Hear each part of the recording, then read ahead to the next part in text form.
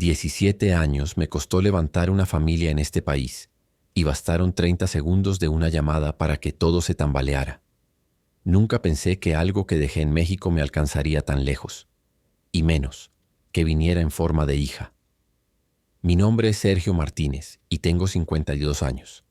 Nací en Tepatitlán, Jalisco, un pueblo donde todos se conocen y donde las historias se cuentan de boca en boca. Ahí crecí, ahí me hice hombre, ahí me casé por primera vez. Y ahí también se me rompió el corazón por primera vez. Era joven cuando me casé con Lupita. Tendría unos 22 años, ella 20. Pensábamos que íbamos a estar juntos toda la vida, como nuestros papás y nuestros abuelos. Pero la vida a veces tiene otros planes. Nos casamos en la iglesia del pueblo, con mariachi y todo. Mi papá mató un becerro para la fiesta. Fue bonito, de verdad. Los primeros años fueron buenos. Trabajaba en la construcción, ella cuidaba la casa, soñábamos con tener hijos. Pero empezaron los problemas. Lupita quería que fuéramos a vivir con su mamá. Yo quería nuestra propia casa. Ella decía que yo tomaba mucho con mis amigos. Yo decía que ella se metía mucho con sus hermanas en nuestros asuntos. Peleábamos por todo, por la comida, por el dinero, por los planes del fin de semana. Era como si no pudiéramos ponernos de acuerdo en nada. Los hijos no llegaban. Fuimos al doctor en Guadalajara. El doctor dijo que no había nada malo, que a veces estas cosas toman tiempo. Pero Lupita empezó a ponerse muy triste. Yo también. Veíamos a nuestros amigos con sus bebés y nosotros nada. Eso nos fue separando más. Cada mes que pasaba sin embarazo era como una puñalada. Un día, después de 5 años de matrimonio, Lupita me dijo que ya no podía más, que necesitaba tiempo para pensar. Se fue a casa de su hermana en Puerto Vallarta. Yo me quedé solo en nuestra casita sin saber qué hacer. Esperé 1 mes, 2 meses, 3 meses. No regresó. Cuando por fin hablamos, me dijo que había conocido a alguien más. Un güey que trabajaba en un hotel, turista americano. Dijo que se iba a ir con él a Estados Unidos. Me dolió tanto que no pude ni pelearle. Solo le pregunté si era feliz. Dijo que sí. Le dije que entonces que se fuera. Firmamos el divorcio en Guadalajara. Nos vimos una última vez en el juzgado. Los dos lloramos. Los dos sabíamos que nos habíamos querido de verdad, pero que no habíamos sabido cómo hacer que funcionara. Ella se fue a Estados Unidos. Yo me quedé en Tepatitlán, pero ya nada era igual. Mi papá me decía que me buscara otra mujer, que me casara otra vez. Pero yo no tenía ganas de nada. Trabajaba de día, me emborrachaba de noche. Así pasé como 2 años. Hasta que un día mi hermano Carlos, que ya vivía en Los Ángeles, me llamó. Sergio, me dijo, aquí hay trabajo, mucho trabajo. Vente para acá, aquí puedes empezar de nuevo. Al principio le dije que no. Tepatitlán era mi lugar, mi gente, mi idioma. Pero cada día que pasaba me sentía más vacío. Veía las calles donde había caminado con Lupita, la iglesia donde nos habíamos casado, la casa donde habíamos soñado con criar a nuestros hijos que nunca llegaron. Todo me dolía. Una noche, tomando cerveza en la cantina de Don Chuy, me encontré con el papá de Lupita. Me contó que ella ya se había casado con el americano, que estaba embarazada. Me alegré por ella, de verdad, pero también me dio como un golpe en el estómago. Ella había logrado lo que nosotros nunca pudimos juntos. Esa noche decidí que sí me iba. Vendí la casita, vendí mi camioneta, junté todos los pesos que pude. Le dije a mi mamá que me iba a buscar mi destino al norte. Lloró mucho, pero me entendió. Hijo, me dijo, donde vayas, lleva siempre en el corazón quién eres y de dónde vienes. El día que me fui tenía 35 años y una maleta con 4 camisas, 2 pantalones y la foto de mi boda con Lupita. No sé por qué la llevé, pero la llevé. Mi hermano me esperaba en Tijuana. Cruzamos la frontera una noche de abril del año 2008. Hacía frío, mucho frío. Pero por primera vez en años sentí que tal vez la vida me tenía preparado algo mejor. Nunca imaginé que esa decisión de irme de Tepatitlán iba a cambiar mi vida para siempre. Nunca imaginé que en California iba a encontrar el amor verdadero. Y nunca imaginé que 17 años después iba a recibir una llamada que me iba a partir el alma en 2. Los primeros meses en Los Ángeles fueron duros, muy duros. Mi hermano Carlos me dejó quedar en su departamento, pero era un lugar chiquito. Él tenía su familia, su esposa María y 2 niños pequeños. Yo dormía en el sofá de la sala y trataba de no estorbar. No hablaba nada de inglés, nada. Sabía decir hello, thank you y water y ya. Cuando iba al supermercado tenía que señalar las cosas con el dedo como un niño. Me daba mucha pena, mucha vergüenza. En Tepatitlán yo era alguien respetado. Tenía mi negocio de construcción, la gente me conocía. Aquí era nadie. Carlos me consiguió trabajo en una crew de jardinería. El patrón se llamaba Roberto, un mexicano de Michoacán que ya tenía años en Los Ángeles. Era buen hombre, pero bien estricto. Aquí, me dijo el primer día, o trabajas duro o te regreso a México. Yo le dije que no se preocupara, que yo sabía trabajar. El trabajo era pesado.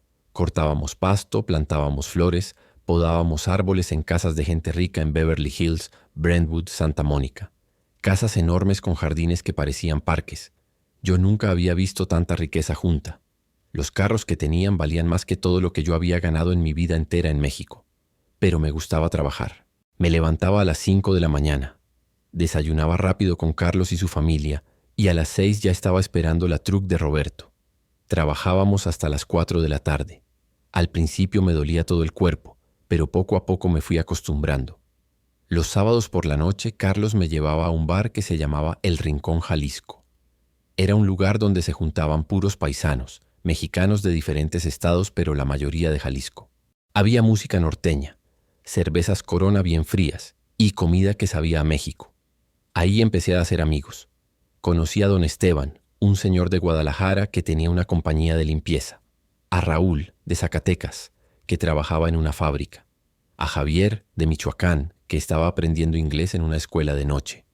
Todos tenían historias parecidas a la mía. Todos habían dejado algo en México. Todos estaban tratando de construir algo nuevo aquí. Don Esteban fue el que me dijo: Sergio, tú sabes de construcción. Aquí hay mucho trabajo de eso, pero tienes que aprender inglés y tienes que conseguir herramientas.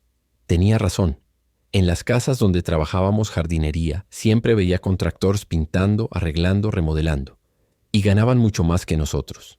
Empecé a tomar clases de inglés en el Community College 3 noches por semana. Era difícil, después de trabajar 10 horas bajo el sol, llegar a sentarme en un salón de clases, pero lo hacía. La maestra se llamaba Mrs. Johnson, una señora mayor muy paciente.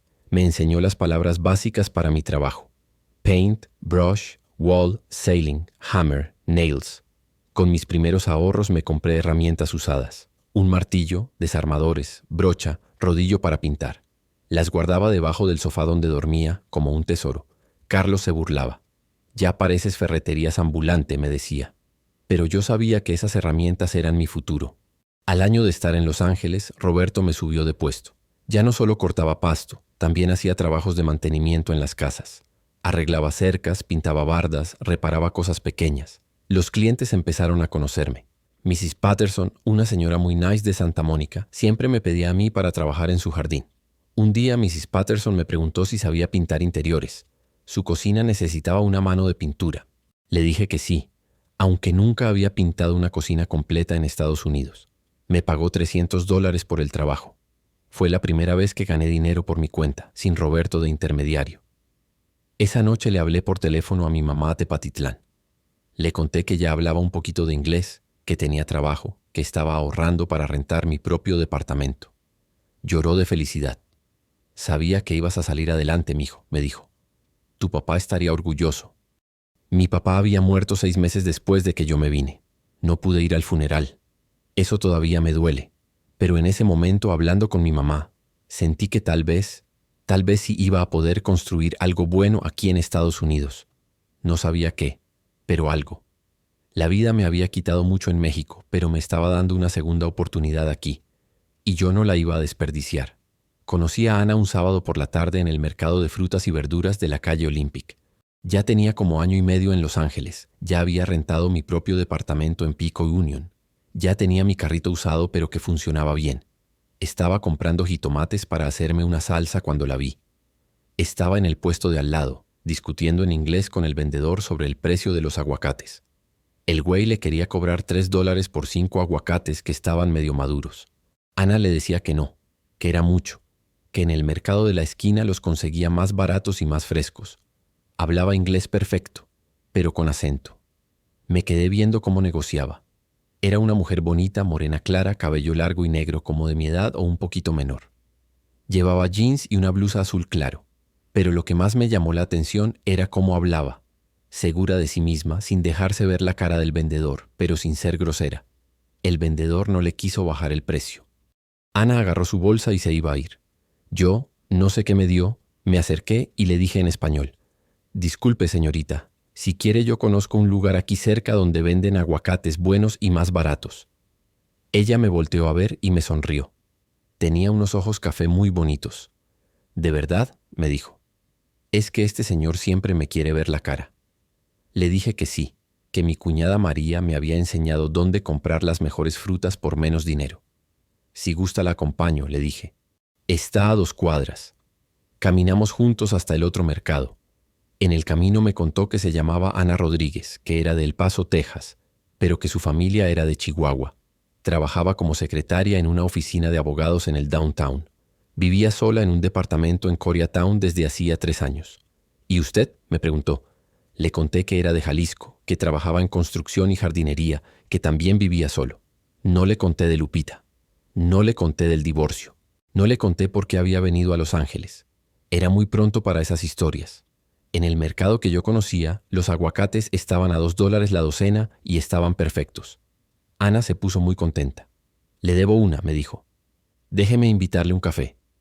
Había una cafetería mexicana ahí mismo. Nos sentamos y platicamos como 1 hora. Me contó que había estudiado administración en la Universidad de Texas en El Paso, que se había venido a Los Ángeles porque quería conocer California, porque El Paso le quedaba muy chico, que le gustaba vivir aquí, pero que a veces se sentía sola. Sus papás querían que regresara a El Paso, que se casara con un vecino que la pretendía desde la preparatoria. «Pero yo no quiero la vida que mis papás planearon para mí», me dijo. «Quiero decidir yo». Me gustó eso. Me gustó que fuera independiente, que supiera lo que quería. Era muy diferente a las mujeres que conocía en Tepatitlán, que siempre esperaban que los hombres decidieran por ellas.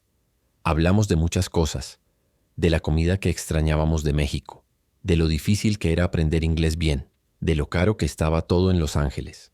Ella me contó que los fines de semana iba al Griffith Observatory a ver la ciudad, que le gustaba ir al beach en Santa Mónica. Yo le conté del bar El Rincón Jalisco, de mis amigos paisanos. Cuando se hizo de noche la acompañé hasta su carro. Era un Honda Civic blanco, usado pero bien cuidado. «Gracias por lo de los aguacates», me dijo. «Y gracias por el café y la plática». Le dije que había sido un gusto conocerla. Ella se quedó pensando un momento como decidiendo algo. «¿Sabe qué?», me dijo. «El próximo sábado voy a ir al beach. Si quiere puede venir conmigo. Podemos llevar tortas y refrescos». Mi corazón empezó a latir más rápido. Hacía años que no me invitaba una mujer a ningún lado. «Claro», le dije. «Me encantaría». Intercambiamos números de teléfono. En ese tiempo yo apenas tenía un teléfono bien básico, pero funcionaba. Ella tenía uno de esos iPhone que acababan de salir. Se veía muy moderna, muy americana. Toda esa semana no dejé de pensar en ella. En su sonrisa, en cómo hablaba, en cómo había negociado con el vendedor de aguacates. Era diferente, era inteligente. Y parecía interesada en mí, aunque yo fuera un pintor sin estudios universitarios y ella una secretaria con carrera. El viernes en la noche me corté el pelo, me compré una camisa nueva en el Ross, lavé mi carrito por dentro y por fuera. Mis amigos en el Rincón Jalisco se burlaron de mí. «Ya se te olvidó cómo conquistar mujeres», me decía Raúl. «Estás nervioso como quinceañero». Tenían razón, estaba nervioso, pero también emocionado. Después de tantos años de sentirme solo, de sentir que mi vida amorosa se había acabado con el divorcio de Lupita, de repente había aparecido esta mujer que me hacía sentir vivo otra vez. Ese primer día en Santa Mónica Beach fue mágico. Ana llegó con una hielera llena de tortas de jamón, refrescos, agua, hasta servilletas había traído.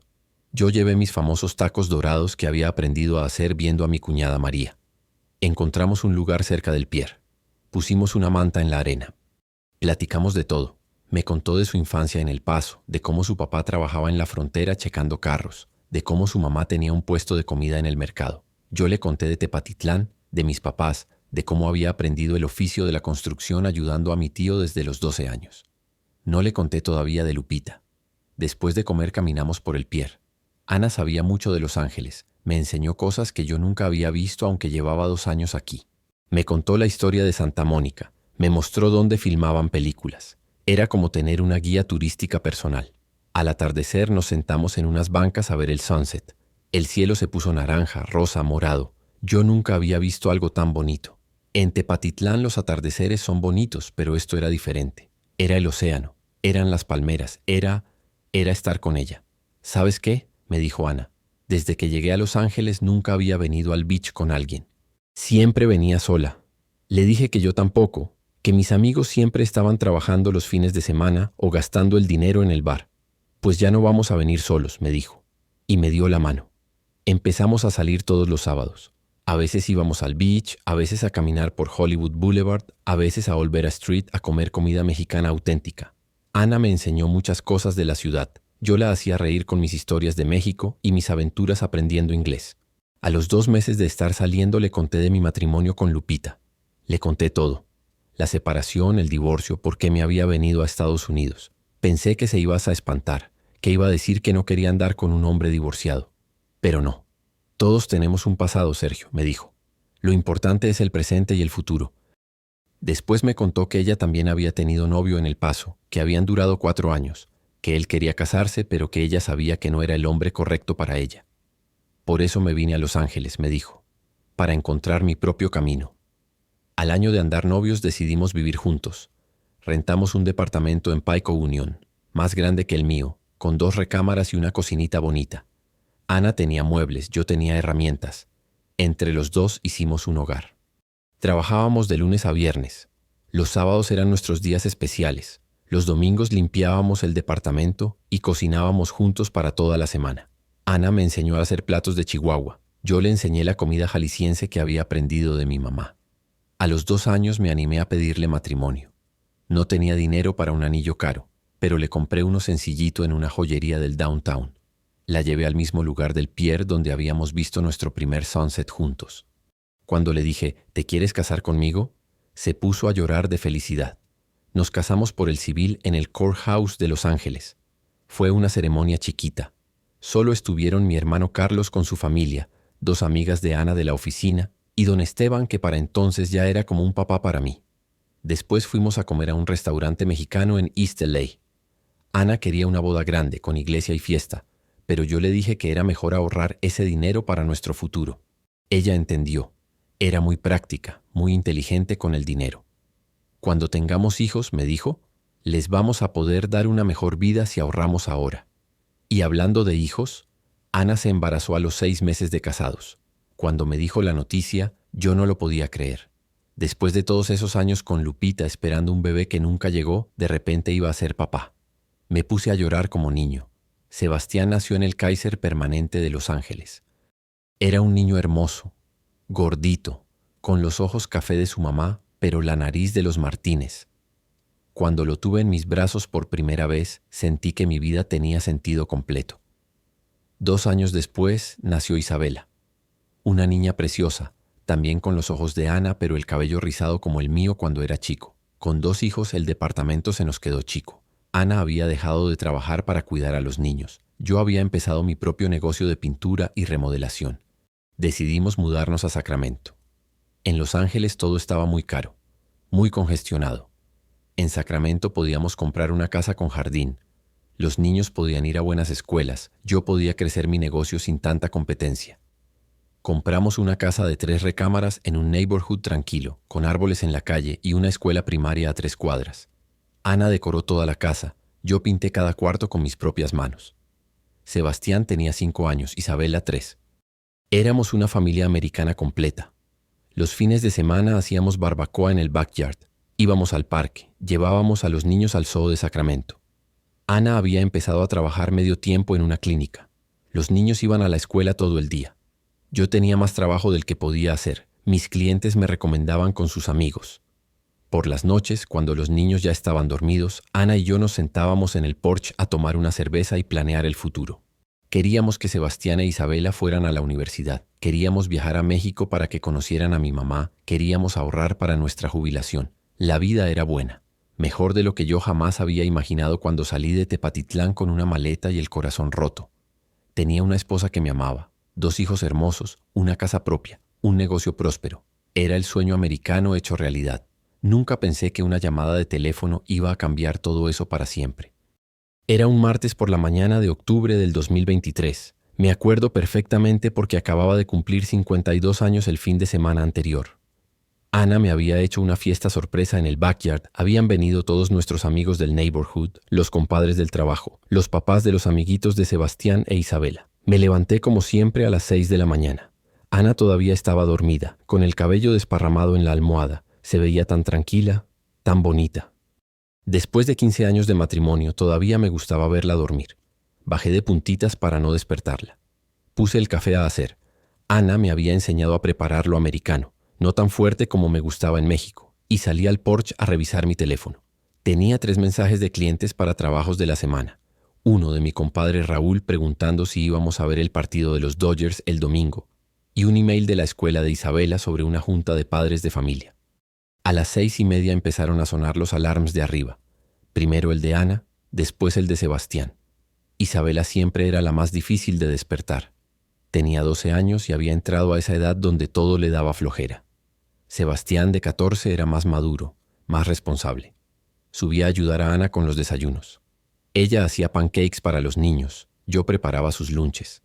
Sebastián quería sándwich de pavo y queso como siempre. Isabela quería quesadillas, pero cortadas en triángulos, no en cuadros, porque si no se veían raras. Los hijos tienen sus manías. Papi, me dijo Sebastián mientras desayunaba, ¿puedo ir al homecoming dance con Melissa? Melissa era una niña de su salón, hija de una familia americana muy nice. Se me hizo un nudo en el estómago. Mi niño ya estaba creciendo, ya le gustaban las muchachas. Vamos a hablarlo con tu mamá, le dije. Ana se rió. Ya sabía que ibas a decir eso, me dijo en español para que los niños no entendieran. Es normal, amor. Ya tiene edad. Tenía razón. Pero para mí Sebastián seguía siendo el bebé que cargaba en brazos, que me ayudaba a pintar bardas los sábados, que me preguntaba 1000 cosas sobre México. Isabela estaba preocupada por un examen de matemáticas. No entiendo las fracciones, papi, me dijo. La maestra explica muy rápido. Le dije que en la tarde, después del trabajo, nos sentábamos a repasar juntos. Ana era mejor con las tareas, pero las matemáticas siempre me habían gustado. A las 7:15 salí a llevar a los niños a la escuela. En la radio sonaba música en español, las noticias del tráfico, el pronóstico del tiempo. Iba a ser un día soleado, perfecto para el trabajo que tenía planeado. Pintar la cochera de Mrs. Thompson, una señora mayor que vivía cerca del río. Bye, Daddy, me dijeron los niños cuando los dejé en la escuela. Sebastián ya no me daba beso. Decía que sus friends se burlaban, pero Isabela todavía sí. Te amo, papi, me dijo antes de bajarse de la truck. Yo también te amo, princesa. De regreso a casa recogí a Ana para llevarla a la clínica donde trabajaba. En el camino platicamos de los planes del fin de semana. Queríamos llevar a los niños al Pumpkin Patch, era temporada de Halloween. Ana había comprado disfraces para todos. Ella iba a ser Frida Kahlo, yo Superman, Sebastián un zombie, Isabela una princesa.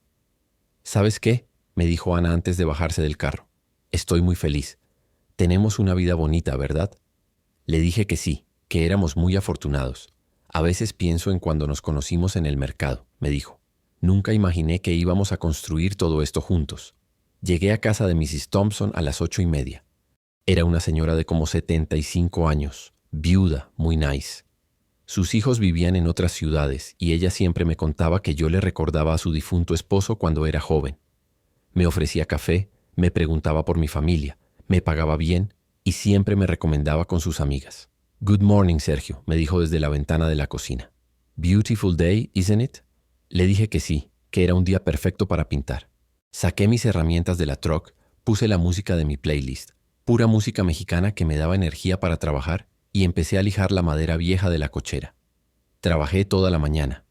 Era trabajo que me gustaba, trabajo con mis manos, trabajo donde podía ver el resultado inmediato. Una pared fea se convertía en una pared bonita. Una casa vieja parecía nueva otra vez. Me hacía sentir útil, productivo. A las 12 paré para almorzar. Ana me había empacado tacos de frijoles con queso, una manzana y agua de Jamaica en mi termo. Me senté bajo un árbol en el backyard de Mrs. Thompson a comer y a revisar mi teléfono. Ana me había mandado una foto de su lunch en la clínica. Isabela me había mandado un emoji de corazón desde la escuela. Pensé en lo afortunado que era. Tenía trabajo que me gustaba, una esposa que me amaba, hijos sanos e inteligentes, una casa propia en un neighborhood seguro. No éramos ricos, pero no nos faltaba nada. Los niños tenían ropa nueva para la escuela, comida nutritiva, sus propios cuartos con sus cosas. En México, cuando era joven, soñaba con tener exactamente esto: una familia unida, trabajo estable, una casa con jardín. Lo había logrado, pero no donde pensaba. Lo había logrado en un país que no era el mío, hablando un idioma que no era el mío, pero que se había convertido en mi hogar. Terminé de comer y seguí trabajando. La pintura blanca se veía perfecta contra el color café de la casa. Mrs. Thompson salió como a las 3 para ver cómo iba. "Looks wonderful, Sergio", me dijo. "You do beautiful work". Me dio mucho orgullo. Después de tantos años, todavía me gustaba que mis clientes reconocieran mi trabajo. A las 4 terminé de pintar la primera capa. Guardé mis herramientas, limpié el área, le dije a Mrs. Thompson que regresaba mañana para la segunda capa. Me pagó $200 en efectivo. Siempre pagaba el mismo día, no como otros clientes que te hacían esperar semanas. Llegué a casa como a las 4:30. Ana todavía no regresaba de la clínica. Los niños estaban en sus after school activities. Sebastián en soccer practice, Isabela en art class. Tenía la casa para mí solo por una hora, algo que casi nunca pasaba. Me serví una cerveza bien fría, me senté en mi silla favorita de la sala, prendí la tele para ver las noticias. Todo normal, todo tranquilo. El tráfico en la freeway, el pronóstico del tiempo, noticias sobre política que sinceramente no me interesaban mucho. Yo solo quería trabajar, cuidar a mi familia y vivir en paz. Como a las 5:30 llegó Ana con los niños. Sebastián venía todo sucio del soccer. Isabela traía un dibujo que había hecho en su clase. "Look, Daddy", me dijo Isabela. "I drew our family". Era un dibujo bonito con 4 figuras de palitos paradas frente a una casa. Todos teníamos sonrisas enormes.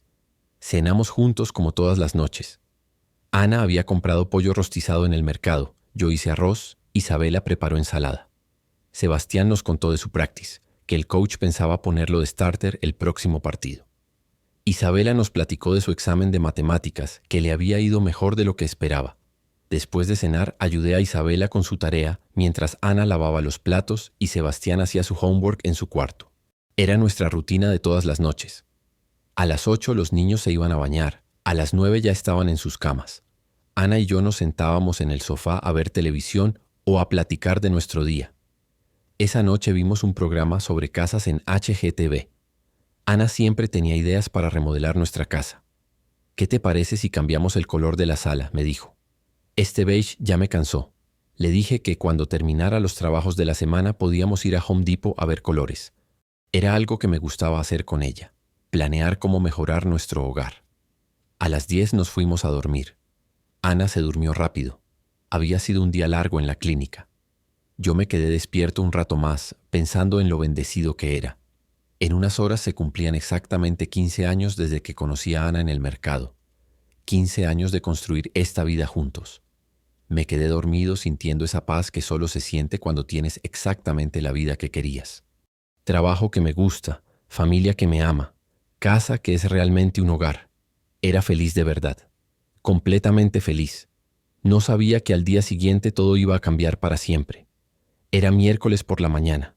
Me había levantado temprano para terminar el trabajo de Mrs. Thompson antes de que llegara mucho calor. La segunda capa de pintura siempre es más delicada. Hay que hacerla con cuidado para que quede pareja. Ana y los niños se habían ido a sus rutinas normales. Sebastián tenía practice después de clases. Isabela se iba a quedar en casa de su amiga Sofía a hacer homework. Ana iba a recogerla como a las 7 de la noche. Era uno de esos días tranquilos donde cada quien tenía sus planes y todo funcionaba como relojito. Terminé el trabajo como a las 2 de la tarde. Mrs. Thompson estaba súper contenta con cómo había quedado su cochera. "It looks like new", me dijo. "Thank you so much, Sergio". Me pagó los otros $200 y me dijo que ya tenía 2 amigas que querían que les pintara sus casas también. Buen día de trabajo. Me fui a casa a almorzar y a limpiar mis herramientas. Ana me había dejado quesadillas en el refrigerador y una nota que decía: "Te amo, gordo". Así me decía de cariño, gordo, aunque ya no estaba tan gordo como cuando nos conocimos. El trabajo físico me mantenía en forma. Estaba comiendo tranquilo, viendo las noticias en la tele, cuando sonó mi teléfono. Era un número que no conocía, pero del área 713, Houston, Texas. Pensé que tal vez era un cliente nuevo, alguien que me habían recomendado. Siempre contestaba las llamadas porque nunca sabía si era trabajo. Bueno, dije en español como siempre contesto. ¿Sergio Martínez? Me preguntó una voz de mujer. Hablaba español, pero se oía joven, nerviosa. Sí, soy yo. ¿En qué le puedo ayudar? Hubo una pausa larga. Yo esperé, pensando que tal vez era mala conexión. Después escuché como que la muchacha tomó aire profundo. Señor Martínez, mi nombre es Paloma Vázquez. Estoy llamando desde Houston. Necesito hablar con usted sobre algo muy importante. Está bien, le dije. Dígame. Otra pausa. Mi corazón empezó a latir un poquito más rápido, pero no sabía por qué. A veces uno presenta las cosas antes de que pasen. Señor Martínez, usted conoció a una mujer que se llamaba Guadalupe Vázquez, en Tepatitlán, Jalisco. Hace muchos años, se me cayó la quesadilla de las manos. Guadalupe Vázquez. Lupita, mi ex esposa. ¿Cómo sabía esta muchacha de Lupita? ¿Por qué me estaba preguntando de ella después de tantos años? Sí, le dije con la voz temblorosa. La conocí. Éramos casados, pero eso fue hace muchos años. ¿Por qué pregunta? Señor Martínez, dijo la voz, y ahora se oía que estaba llorando. Guadalupe Vázquez era mi mamá. El mundo se me paró. Literalmente se me paró. Era mi mamá. Era mi mamá. Pasado. ¿Qué quería decir era? ¿Era? Pregunté. ¿Qué quiere decir era? Mi mamá murió hace 3 meses, señor Martínez, de cáncer. Antes de morir me dijo que usted era mi papá. No podía respirar. No podía pensar. Mi papá. Esta muchacha estaba diciéndome que yo era su papá, que Lupita había tenido una hija, mi hija. No, dije. No, eso no puede ser. Lupita y yo, nosotros nunca. Ella nunca tuvo hijos cuando estuvimos casados. Señor Martínez, me dijo la muchacha, y su voz se oía más fuerte ahora, más segura. Yo nací en abril del 2009. Mi mamá me dijo que ustedes se separaron a finales del 2007. Ella se fue a Puerto Vallarta, después vino a Estados Unidos. Estaba embarazada cuando se vino. Abril del 2009. Yo me había venido a Los Ángeles en abril del 2008. Un año después nació esta muchacha. Estaba embarazada cuando se vino. Las cuentas sí daban. Pero ella nunca me dijo nada, dije. Si estaba embarazada, ¿por qué nunca me dijo? No lo sé, señor Martínez. Mi mamá nunca me explicó eso. Solo me dijo que usted era buena persona, que la situación entre ustedes dos había sido muy complicada, que ella decidió no decirle por qué, porque ya habían sufrido mucho los dos. Me senté en el suelo de mi cocina. Las piernas no me sostenían. Una hija. Yo tenía una hija de 14 años que no sabía que existía. Una hija con Lupita, la mujer que había amado antes de conocer a Ana. ¿Cómo se llama usted?, le pregunté. Paloma Vázquez. Tengo 14 años. Vivo en Houston con mi tía Rosa, la hermana de mi mamá. Paloma. Qué nombre tan bonito. Paloma, como las palomas que volaban en la plaza de Tepatitlán cuando yo era niño. ¿Por qué? ¿Por qué me está hablando hasta ahora? Porque mi mamá me hizo prometerle que no lo iba a buscar hasta que cumpliera 18 años. Pero yo no podía esperar. Necesitaba saber quién era mi papá. Necesitaba saber si usted me quería conocer. Empecé a llorar, como no había llorado en años. Esta niña, esta Paloma, mi hija, me estaba preguntando si yo la quería conocer. Y yo ni siquiera sabía que existía. Por supuesto que te quiero conocer, le dije. Eres mi hija. Las dos nos quedamos calladas, llorando por el teléfono. Yo estaba sentado en el piso de mi cocina en Sacramento. Ella estaba en Houston y entre nosotros había 14 años de vida que no habíamos compartido. ¿Usted tiene otros hijos?, me preguntó. Ay, Dios mío, Sebastián e Isabela. Ana, mi familia. ¿Cómo les iba a explicar que tenía otra hija? ¿Cómo les iba a explicar que había una parte de mi vida, de mi corazón, que ellos no conocían? Sí, le dije. Tengo 2 hijos. Un hijo de 14 años y una hija de 12. ¿Ellos saben de mí? No, le dije. Nadie sabía de ti, ni siquiera yo sabía de ti. En ese momento escuché la puerta del garage que se abría. Ana había llegado temprano de la clínica. En unos segundos iba a entrar a la casa y me iba a encontrar sentado en el piso, llorando, hablando por teléfono con una muchacha que decía ser mi hija. Paloma, le dije rápido, dame tu número. Te voy a llamar mañana. Necesito procesar esto. ¿Está bien? Sí, señor Martínez. Entiendo. Me dio su número. Yo lo anoté con mano temblorosa en una servilleta.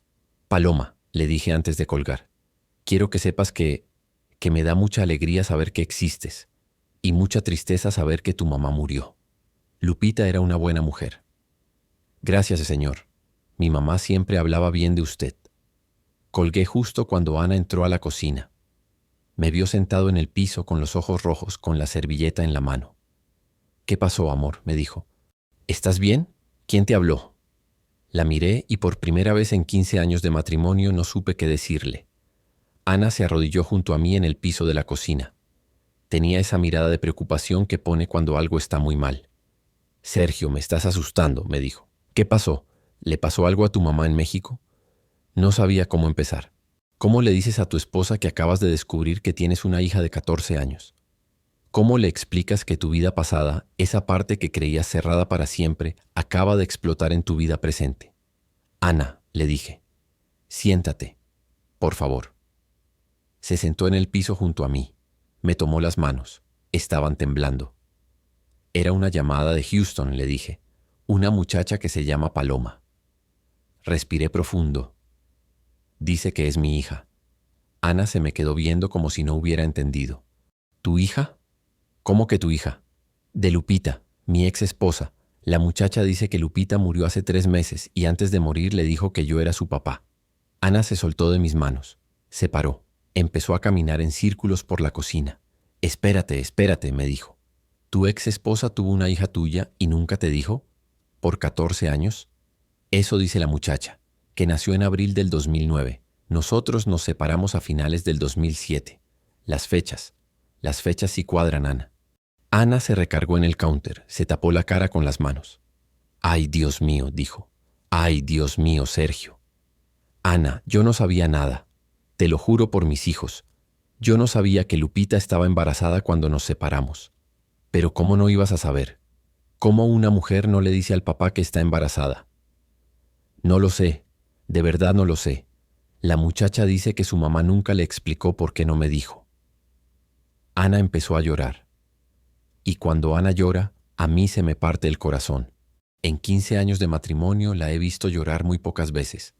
Cuando se murió su papá, cuando Isabela se quebró el brazo, cuando perdió el bebé que estaba esperando hace 5 años y nunca hablamos de eso después. ¿Qué vamos a hacer, Sergio?, me dijo. ¿Cómo les vamos a explicar esto a Sebastián y a Isabela?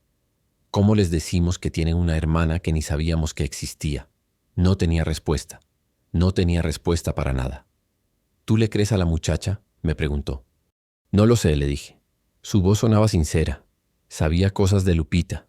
Sabía que yo era de Tepatitlán. Pero puede ser mentira también. Puede ser alguien que quiere dinero. ¿Qué te pidió? Nada. No me pidió nada. Solo dijo que quería conocerme, que necesitaba saber quién era su papá. Ana se sentó otra vez conmigo en el piso. Los dos llorando, los dos sin saber qué hacer.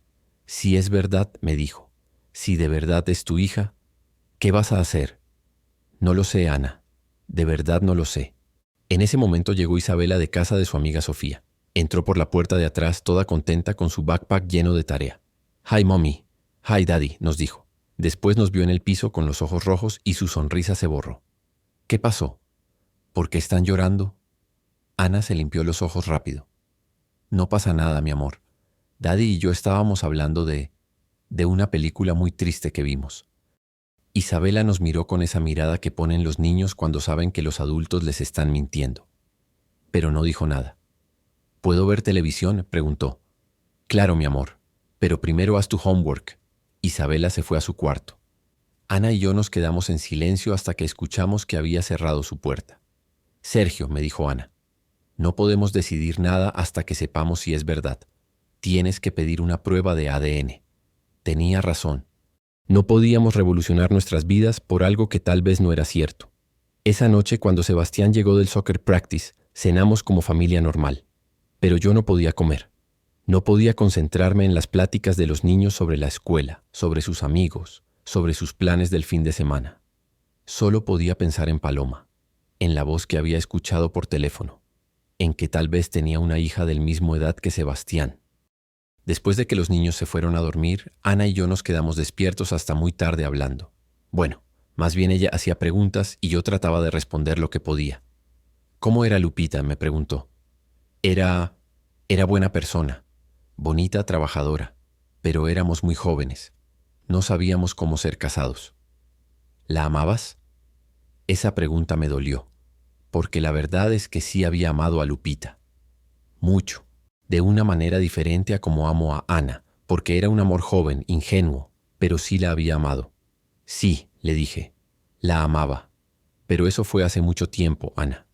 Tú sabes que ahora solo te amo a ti. Pero si hubieras sabido que estaba embarazada, ¿te habrías quedado en México? No lo sé, tal vez, pero entonces no te habría conocido a ti. No tendríamos a Sebastián y a Isabela. No tendríamos esta vida. Ana se quedó callada un rato largo. Después me dijo, ¿sabes qué me duele más? No es que tengas una hija. Es que durante 15 años hemos hablado de todo, hemos compartido todo, y había esta parte de tu vida que yo no conocía. Pero es que yo tampoco la conocía, Ana. Lo sé, pero ahora sí. Ahora sabes que existe esta muchacha, y tienes que decidir qué vas a hacer con esa información. Al día siguiente le hablé a Paloma. Le expliqué que necesitábamos hacer una prueba de ADN para estar seguros. Ella entendió perfectamente. Señor Martínez, me dijo, yo también quiero estar segura. Mi tía Rosa dice que es lo más inteligente que podemos hacer. Quedamos de vernos en Houston el fin de semana. Yo iba a volar para allá el sábado. Íbamos a hacer la prueba y en una semana tendríamos los resultados. Le dije a Ana que iba a ir. Al principio se enojó. ¿Y si es mentira? ¿Y si es una estafa? Pero después entendió que era la única manera de saber la verdad. ¿Quieres que vaya contigo?, me preguntó. No, le dije. Si es verdad, si de verdad es mi hija, necesito conocerla primero yo solo. Después ya veremos cómo hacer las cosas con los niños, con la familia. No les dijimos nada a Sebastián e Isabela. Les dijimos que tenía que viajar a Houston por trabajo. Un trabajo grande que podía durar varios meses si salía bien. La noche antes del viaje no pude dormir. Ana tampoco. Nos quedamos abrazados en la cama, sin hablar, pensando en cómo nuestras vidas podían cambiar para siempre con una simple prueba de laboratorio. El vuelo de Sacramento a Houston fue el más largo de mi vida. Aunque duró no más 3 horas, se me hicieron como 10. No pude leer, no pude ver la película, no pude ni tomar agua. Solo podía pensar en que en unas horas iba a conocer a una muchacha que tal vez era mi hija. Paloma me había dicho que me iba a recoger en el aeropuerto. ¿Cómo la voy a reconocer?, le pregunté. Voy a llevar una playera roja, me dijo. Y usted no se preocupe, señor Martínez. Yo lo voy a reconocer a usted. ¿Cómo me iba a reconocer si nunca me había visto? A menos que Lupita le hubiera enseñado fotos mías. La idea me puso más nervioso. Cuando bajé del avión en Houston, el corazón me latía tan fuerte que pensé que toda la gente lo podía escuchar. Caminé hacia la salida despacio, buscando una playera roja. Había mucha gente esperando a pasajeros. Familias con globos, chóferes con letreros, novios con flores. Y entonces la vi. Era una muchacha alta, delgada, con el cabello largo y negro. Llevaba jeans y una playera roja como había dicho. Pero lo que me paralizó fueron sus ojos. Eran los ojos de mi mamá, los ojos de mi hermana, los ojos de la familia Martínez. Nos vimos al mismo tiempo. Ella levantó la mano tímidamente como preguntando si yo era yo. Yo caminé hacia ella despacio como en una película. «¿Señor Martínez?», me dijo cuando estuvimos cerca. «Sí». «¿Tú eres Paloma?». «Sí». Nos quedamos parados ahí, sin saber si abrazarnos o darnos la mano o qué hacer. Era la situación más rara de mi vida. Esta muchacha era una extraña, pero al mismo tiempo tenía mi cara. Tenía la nariz de los Martínez, tenía la forma de los ojos de mi familia. ¿Cómo sabías que era yo?, le pregunté. Sacó su teléfono y me enseñó una foto. Era una foto mía de cuando era joven, como de 25 años. Yo estaba con Lupita en la plaza de Tepatitlán. Mi mamá guardó esta foto todo este tiempo, me dijo. Me la enseñó antes de morir. Nos subimos a su carrito, un Honda Civic viejo pero limpio. Manejaba bien como adulta, aunque apenas tenía 14 años. ¿Sabes manejar?, le pregunté. Sí, mi tía Rosa me enseñó. Aquí en Texas puedes sacar la licencia a los 15 si tomas las clases. Yo ya las tomé. Era madura para su edad. Se notaba que había tenido que crecer rápido, especialmente después de que se murió su mamá. En el camino me contó de su vida. Vivía con su tía Rosa en un departamento en el Southwest de Houston. Iba a la high school, era buena estudiante, quería estudiar enfermería como su mamá había estudiado. Trabajaba los fines de semana en una tienda de ropa para ayudar con los gastos. ¿Tu mamá? ¿Cómo murió?, le pregunté. Cáncer de mama, me dijo. Lo detectaron muy tarde, duró como 8 meses enferma. Los doctores hicieron lo que pudieron, pero... Se le quebró la voz. Paré el carro en el shoulder de la freeway y la dejé llorar. Después de unos minutos me miró y me dijo, «Perdón, todavía es muy difícil hablar de ella». «No tienes que pedir perdón», le dije. «Era tu mamá. Es normal que la extrañes». Seguimos manejando. Me contó que Lupita había trabajado como enfermera en un hospital en Houston, que habían tenido una vida buena, no rica pero cómoda. Que Lupita nunca se había vuelto a casar, aunque había tenido algunos novios. ¿Te contó algo de mí?, le pregunté. Me decía que usted era buena persona, que habían sido muy jóvenes cuando se casaron, que los dos habían cometido errores, pero que usted siempre había sido respetuoso con ella. Me decía que si algo le pasaba, que lo buscara, que usted iba a querer conocerme. Llegamos a un laboratorio médico en el centro de Houston. Era un lugar limpio, profesional. La recepcionista ya sabía que íbamos. Nos mandó pasar a un cuarto donde estaba una enfermera muy amable. «Van a hacer una prueba de paternidad», nos dijo. «Es muy simple. Solo necesito tomar una muestra de saliva de los dos». Fue rápido. Nos dieron como unos cotonetes que teníamos que frotar en el interior de la mejilla. Después metieron las muestras en unos tubitos con nuestros nombres. «Los resultados van a estar listos en una semana», nos dijo la enfermera. «¿A qué número quieren que llame?». Le di mi número. Paloma me miró y me dijo, «¿Está seguro? Yo puedo darles mi número también». «No», le dije. «Yo te hablo en cuanto sepa algo». Salimos del laboratorio y fuimos a comer a un restaurante mexicano. Paloma pidió enchiladas verdes, yo pedí carne asada. La comida estaba buena, pero yo no podía comer. Tenía el estómago hecho nudo. «Señor Martínez», me dijo Paloma mientras comíamos, «¿usted quiere que yo sea su hija?». La pregunta me pegó como una bofetada. Era tan directa, tan honesta. «No sé qué querer», le dije. «Si eres mi hija, me da mucha alegría conocerte, pero también me da mucho miedo. Tengo una familia en Sacramento, una esposa, 2 hijos. No sé cómo va a afectar todo esto». «Yo no quiero causar problemas», me dijo. «Solo quería conocerlo. Solo quería saber quién era mi papá. ¿Y si la prueba sale positiva? ¿Qué quieres tú que pase?». Se quedó pensando un rato. «No lo sé tampoco. Tal vez podríamos hablar de vez en cuando. Tal vez algún día podría conocer a mis hermanos». Mis hermanos, Sebastián e Isabela. ¿Cómo les iba a explicar que tenían una hermana mayor? Después de comer, Paloma me llevó de regreso al aeropuerto.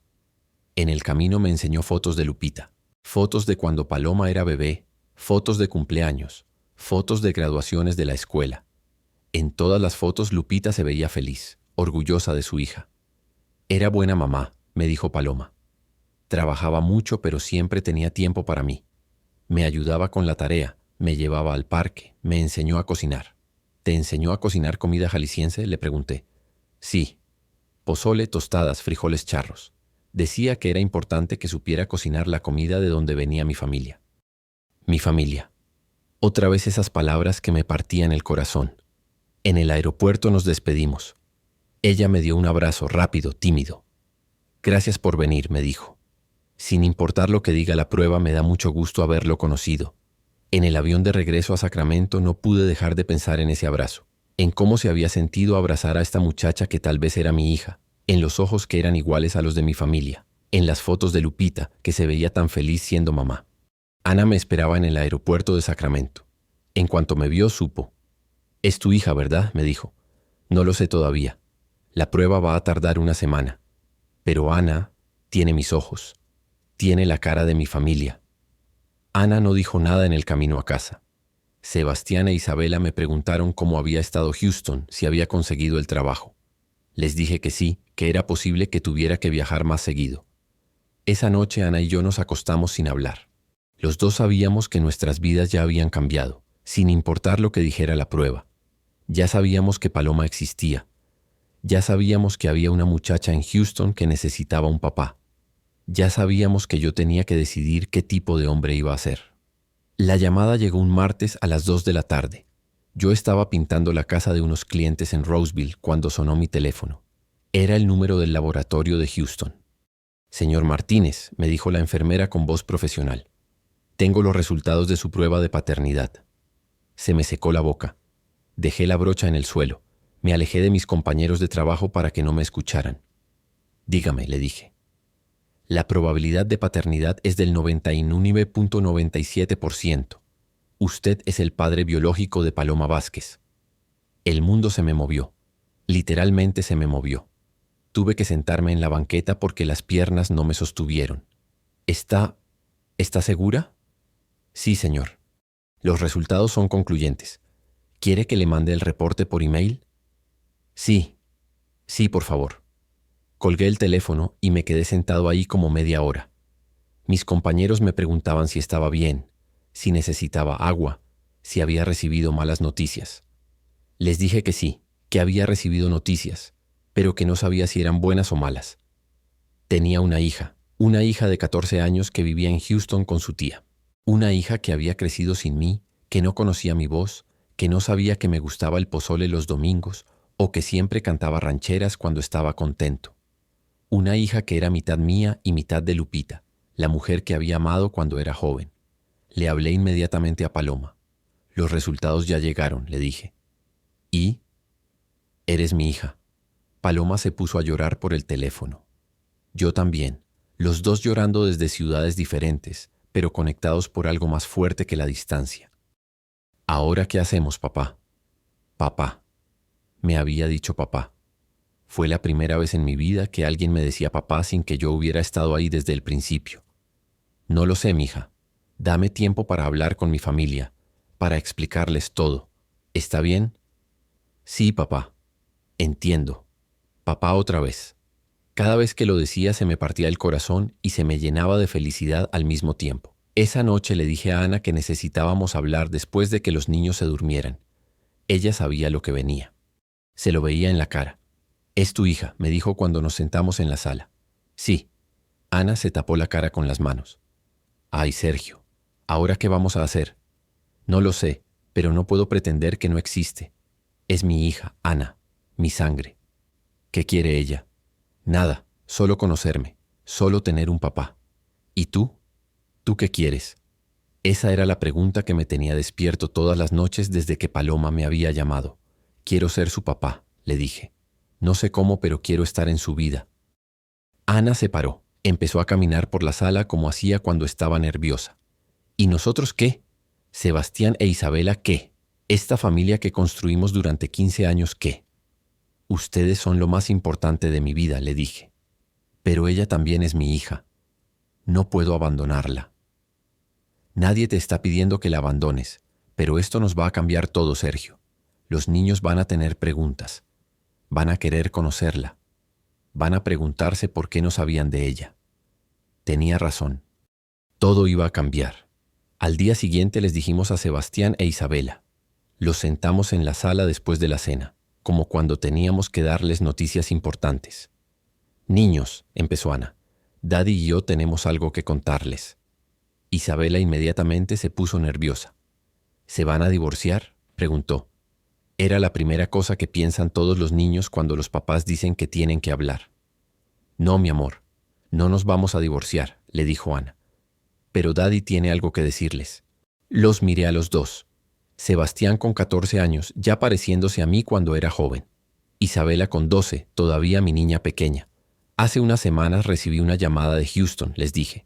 «Una muchacha me habló para decirme que era mi hija». «¿Tu hija?», dijo Sebastián. «¿Cómo?». «Antes de conocer a su mamá, yo estuve casado con otra señora en México. Se llamaba Lupita. Cuando nos divorciamos, ella se vino a Estados Unidos. No me dijo que estaba embarazada». Isabela se me quedó viendo con esos ojos grandes que pone cuando no entiende algo. «¿Entonces tenemos una hermana?», preguntó. «Sí, una hermana mayor. Se llama Paloma. Tiene 14 años como Sebastián». Sebastián se veía confundido, pero no enojado. Isabela se veía más curiosa que otra cosa. «¿Dónde vive?», preguntó Isabela. «En Houston con su tía». «¿La podemos conocer?», preguntó Sebastián. Ana y yo nos vimos. No habíamos llegado a esa parte de la conversación todavía. Tal vez les dije, pero primero necesitamos que entiendan que esta situación es complicada para todos. Para ustedes, para Mommy, para mí y para Paloma también. «¿Pero por qué es complicado?», preguntó Isabela. «Si es nuestra hermana, ¿por qué no puede venir a visitarnos?». Los niños ven las cosas tan simple. Para ellos, si Paloma era su hermana, entonces era parte de la familia. Punto. «Puede venir a visitarnos», les dije.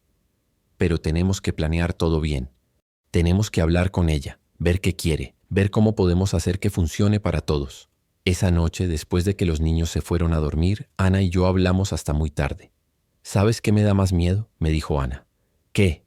«Que ella venga aquí y vea todo lo que tenemos, la casa, los carros, la vida cómoda, y se sienta mal de haber crecido con menos. O que piense que nosotros vivimos mejor porque tú escogiste estar con nosotros en vez de con ella».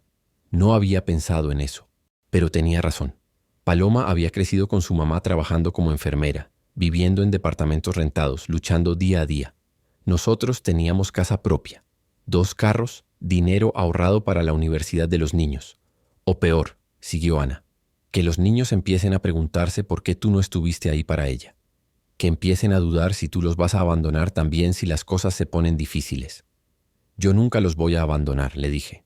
«Lo sé, pero ellos no entienden eso todavía. Son niños».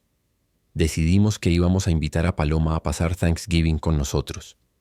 Era dentro de 3 semanas. Le daríamos tiempo a todos de prepararse mentalmente. Le daríamos tiempo a Paloma de conocernos poco a poco por teléfono antes de venir. Empecé a hablar con Paloma todos los días. Al principio eran conversaciones raras, forzadas. ¿Cómo hablas con una hija que no conoces? ¿Le preguntas de la escuela? ¿Le cuentas de tu trabajo? ¿Le dices que la amas aunque apenas la conoces?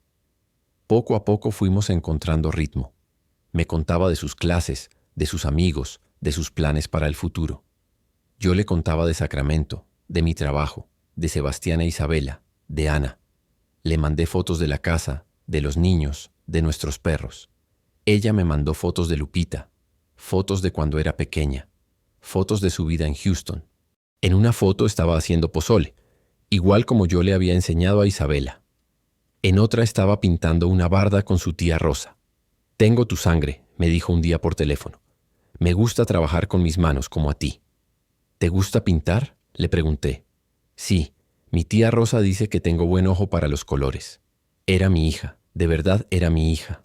No solo por el ADN, sino por las cosas que le gustaban, por la manera como hablaba, por la manera como veía el mundo. 2 semanas antes de Thanksgiving, Ana tuvo una idea. ¿Qué tal si en vez de que ella venga aquí, nosotros vamos a Houston? Así conoce a la familia en su territorio. No se siente intimidada por nuestra casa, por nuestra vida.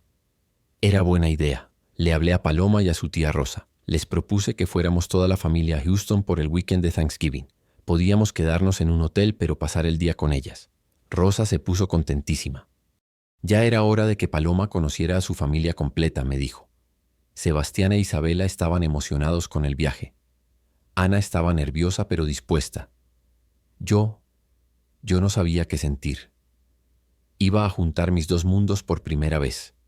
Mi vida pasada con mi vida presente. Mi hija de México con mis hijos de Estados Unidos. Mi historia con Lupita con mi historia con Ana. ¿Iba a funcionar? No lo sabía, pero tenía que intentarlo, porque por primera vez en mucho tiempo mi corazón estaba completo, aunque también estuviera partido en pedazos. Ese Thanksgiving en Houston fue el más raro y el más bonito de mi vida. Rentamos 2 cuartos en un hotel cerca del departamento de Rosa. Paloma nos había preparado un tour por la ciudad. Quería enseñarnos dónde había ido a la escuela, dónde trabajaba su mamá, dónde estaba enterrada Lupita. Cuando llegamos al cementerio, Paloma nos llevó hasta una lápida sencilla que decía Guadalupe Vázquez, Madre Amorosa, 1975-1023. Había flores frescas, flores que Paloma cambiaba todas las semanas. Mami, le dijo a la tumba, te traje a mi papá, y a mis hermanos, y a mi stepmom. Stepmom. Ana empezó a llorar cuando Paloma la llamó así. Isabela se arrodilló junto a la tumba y puso una flor que había traído desde Sacramento. Sebastián se quedó parado junto a mí, sin saber qué hacer con las manos. Yo me arrodillé y le puse la mano a la lápida. Lupita, le dije en voz bajita, gracias por cuidar tan bien a nuestra hija. Perdóname por no haber estado ahí. Esa noche cenamos todos juntos en el departamento de Rosa. Paloma había cocinado pozole, igual como le había enseñado Lupita, igual como mi mamá me había enseñado a mí en Tepatitlán. Sabía exactamente como el pozole de mi infancia. ¿Cómo sabías la receta?, le pregunté. Mi mamá me dijo que era la receta de su suegra, de tu mamá. La copió antes de que ustedes se divorciaran. Mi mamá. Lupita había guardado la receta de mi mamá todos estos años. Se la había enseñado a Paloma. Mi hija sabía cocinar la comida de su abuela sin haber conocido a su abuela. Isabela y Paloma se llevaron increíble desde el primer momento. Tenían la misma edad mental, aunque Paloma fuera 2 años mayor. Sebastián fue más reservado, pero no por malo, sino porque así es él con la gente nueva. Ana y Rosa platicaron de sus trabajos, de criar hijas solas, de lo difícil que es mantener las tradiciones mexicanas en Estados Unidos. Al segundo día, Paloma me llevó a caminar por su neighborhood. Quería enseñarme dónde había crecido, quería que conociera su mundo. Papá, me dijo. Ya me decía papá con naturalidad. ¿Tú me habrías querido si hubieras sabido que existía? Por supuesto que sí, mija. Te habría querido desde antes de que nacieras. ¿Pero te habrías quedado en México? ¿No habrías conocido a Ana? ¿No habrían nacido Sebastián e Isabela? Era la misma pregunta que me hacía Ana, la misma pregunta que me hacía yo todas las noches. No lo sé, le dije. Tal vez sí me habría quedado en México. Tal vez habría tratado de hacer que funcionara el matrimonio con tu mamá. O tal vez nos habríamos venido los 3 a Estados Unidos. ¿Te arrepientes de no haber sabido? Me arrepiento de no haber estado ahí para ti. Me arrepiento de que hayas crecido sin papá. Pero no me arrepiento de la vida que construí, porque esa vida me trajo a Ana, a Sebastián, a Isabela, y ahora me trajo de regreso a ti. Paloma se quedó pensando un rato. ¿Sabes qué?, me dijo. Yo tampoco me arrepiento. Si las cosas hubieran sido diferentes, tal vez mi mamá no habría sido tan fuerte. Tal vez yo no habría aprendido a ser independiente. Tal vez tú no habrías aprendido a ser el papá que eres con Sebastián e Isabela. Era muy sabia para tener 14 años. Más sabia de lo que yo había sido a su edad. Más sabia de lo que yo era ahora. Cuando regresamos a Sacramento, algo había cambiado en nuestra familia. Los niños hablaban de Paloma como su hermana, no como la hija de Daddy. Ana había empezado a incluirla en los planes familiares. Cuando Paloma venga en Christmas, decía, cuando Paloma se gradúe de high school. Paloma empezó a venir a Sacramento cada 2 meses. Algunas veces nosotros íbamos a Houston. Los niños se hicieron muy unidos. Sebastián le enseñaba soccer, Isabela le enseñaba a hacer pulseras, Ana le enseñaba inglés más formal para que pudiera aplicar a universidades. Yo le empecé a mandar dinero todos los meses. No mucho lo que podía, pero quería ayudar con sus gastos de la escuela, con su ropa, con sus planes para la universidad. Rosa al principio no quería aceptarlo, pero Paloma la convenció. Es mi papá, le dijo Rosa. Los papás ayudan a sus hijos. 2 años después, Paloma se graduó de high school con honores. Fuimos toda la familia a su graduación. Ana lloró más que yo cuando la vieron caminar por el escenario. Sebastián e Isabela le gritaron, «Esa es nuestra hermana», tan fuerte que toda la gente volteó a vernos. Ahora Paloma está en su primer año de universidad estudiando enfermería como su mamá. Viene a pasar todas las vacaciones con nosotros. Sebastián ya se va a graduar de high school el próximo año. Isabela está en 8º grado. Tenemos 3 hijos, no 2. ¿Ha sido fácil? No. Ha habido peleas, ha habido celos, ha habido momentos donde no sabíamos cómo manejar las cosas. Ana y yo hemos ido a terapia para aprender a ser familia expandida. Los niños han tenido que aprender a compartir la atención.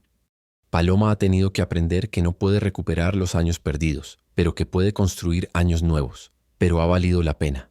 Completamente. ¿Sabes qué he aprendido de todo esto? Que la vida nunca es como la planeas. Que puedes pensar que tienes todo resuelto, que tienes todo controlado, y de repente suena el teléfono y todo cambia. Pero también he aprendido que el amor no se acaba. No es como un pastel que si le das un pedazo a alguien, tienes menos para los otros. El amor crece. El corazón se expande. Yo no amo menos a Sebastián e Isabela porque ahora también amo a Paloma. Los amo diferente, pero no menos. He aprendido que Ana es la mujer más fuerte y más generosa que conozco. Cualquier otra mujer habría dicho, escoge, o ella o nosotros. Pero Ana entendió que Paloma no era una amenaza para nuestra familia. Era una adición a nuestra familia. He aprendido que los niños son más sabios que los adultos. Para Sebastián e Isabela nunca fue complicado. Paloma era su hermana, punto. Ellos no necesitaron terapia. No necesitaron explicaciones largas. Solo necesitaron tiempo para conocerla y amarla. Y he aprendido que nunca es tarde para ser el papá que deberías haber sido. No pude estar ahí cuando Paloma daba sus primeros pasos, cuando perdía sus primeros dientes, cuando se asustaba en las noches. Pero puedo estar ahí ahora. Puedo estar ahí cuando se gradúe de la universidad, cuando se case, cuando tenga sus propios hijos. Si me estás escuchando y tienes una historia parecida, si tienes secretos del pasado que de repente aparecieron en tu presente, quiero decirte que sí se puede. Sí se puede reconciliar lo que fuiste con lo que eres. Sí se puede amar a tu familia vieja y a tu familia nueva al mismo tiempo. No va a ser fácil. Van a haber noches donde no vas a saber qué hacer. Van a haber peleas. Van a haber lágrimas. Van a haber momentos donde vas a querer rendirte. Pero si tienes paciencia, si tienes amor, si tienes la voluntad de hacer las cosas bien, se puede. Mi nombre es Sergio Martínez. Tengo 54 años. Vivo en Sacramento, California, con mi esposa Ana y mis 3 hijos, Sebastián, Isabela y Paloma. Trabajo pintando casas y remodelando interiores. Soy un hombre que cometió errores cuando era joven, pero que está tratando de hacer las cosas bien ahora. Esta es mi historia. Una historia de amor perdido y amor encontrado. Una historia de familias rotas y familias reconstruidas. Una historia de segundas oportunidades y terceras oportunidades y tantas oportunidades como necesites para hacer las cosas bien. Gracias por escucharme. Gracias por permitirme compartir mi historia contigo. Si tienes tu propia historia que contar, cuéntala. Si tienes tu propia familia que reconstruir, reconstrúyela. Si tienes tu propio corazón que reparar, repáralo. La vida es corta, pero nunca es demasiado tarde para amar más y mejor. Que Dios te bendiga.